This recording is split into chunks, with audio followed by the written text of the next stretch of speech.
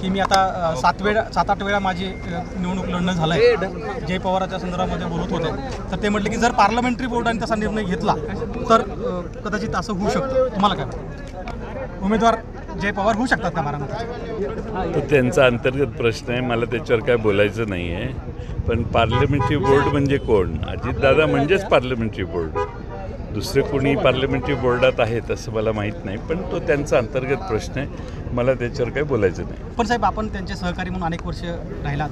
बारामतीमध्ये सुनेत्रा पवार म्हणजे वहिनींचा पराभव होतो आणि त्यानंतर ते निवडणूक लढायचं का नाही याचा विचार करतात, त्याकडे कसं बघतो? नाही, काय त्यांची काही कारणं आहेत मला माहीत नाही. त्यांची काय इच्छा आहे किंवा त्यांचं काय धोरण आहे ह्याच्याविषयी इतक्या लवकर कोणते टिप्पणी करणं योग्य नाही. लोकसभेच्या निकालानंतर त्यांचे हे विचार बदलले असतील असं वाटतं? नाही, असं काही नाही आहे.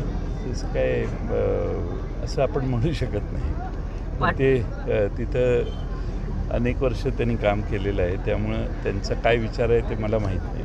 पाटील साहेब, इच्छुकांची संख्या बीड जिल्ह्यात मोठ्या प्रमाणात वाढलेली आहे, कसं फेस करणार आहेत? कारण की एकाला तुम्हाला प्रत्येक मतदारसंघामध्ये संधी द्यावा लागणार आहे, मागणी खूप लोकांची. नाही, आम्ही मार्ग काढू, योग्य मार्ग काढू, सगळ्यांना विश्वासात घेऊ, काही कुठं अडचण येणार नाही.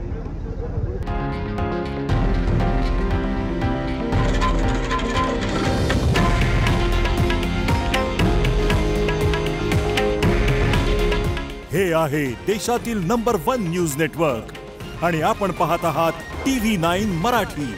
काळजी तुमची, हित महाराष्ट्राचं.